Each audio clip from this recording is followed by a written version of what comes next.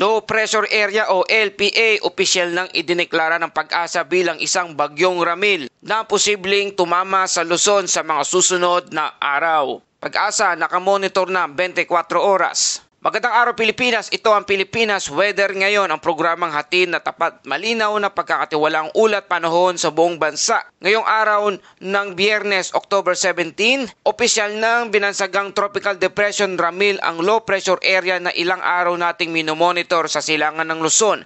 Ito na ang ika-18 bagyo ngayong taong 2025 at ika-3 bagyo naman ngayong buwan ng Oktubre. Sa ulat na ito, alamin natin ang lokasyon at direksyon ng bagyong Ramil at mga probinsyang posibleng daanan nito, ang lagay ng panahon sa iba't ibang rehiyon at syempre ang ating Bible verse of the day. Mga kababayan, kung bago ka lang sa ating channel, please like, share, and subscribe para lagi kang updated sa panahon. Salamat sa iyong suporta. Mga kababayan, ayon sa pinakahuling datos ng Pag-asa, ang dating low pressure area o LPA sa silangan ng Southern Luzon ay opisyal nang naging isang tropical depression Ramil PH ngayong umaga ng October 17, 2025, Biyernes. Ang sentro ng bagyong Ramil ay huling namataan sa layong 1,060 kilometers silangan ng southeastern Luzon, 14 degree north, 134 degree east. May maximum sustained winds ito na umaabot na 45 kilometers per hour malapit sa gitna at may pagbugso na hanggang 60 kilometers per hour.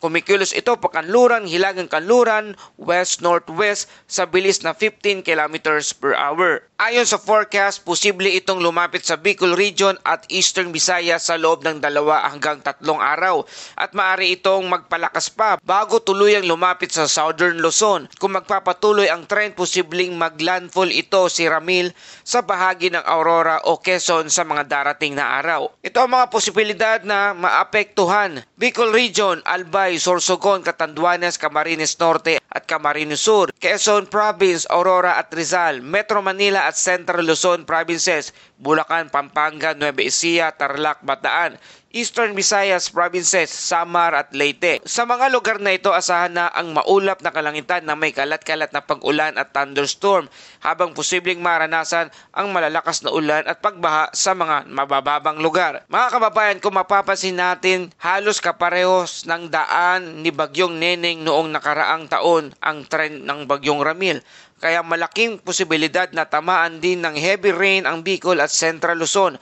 Ang payo ng Pag-asa, i-monitor po natin ang mga flood-prone at landslide-prone areas, lalo na kung patuloy ang pag-ulan hanggang weekend. At para sa ating weather condition sa Metro Manila, Bicol Region, Eastern Visayas at Aurora, Nueva Ecija, Quezon, Laguna at Bulacan, cloudy skies with scattered rain and thunderstorm. Sanhi ito ng Bagyong Ramil at easterlies. May posibilidad ng flash flood at landslide during moderate to at times heavy rain. Sa Ilocos Norte, Batanes at Babuyan Island, partly cloudy to cloudy skies with isolated light rains due to northeasterly wind flow. No significant impact. At Mindanao at sa natitirang bahagi ng bansa, may mga localized thunderstorm at possible flash flood during severe thunderstorm. Sa madaling salita, hindi naman direktang tatama si Ramil ngayon.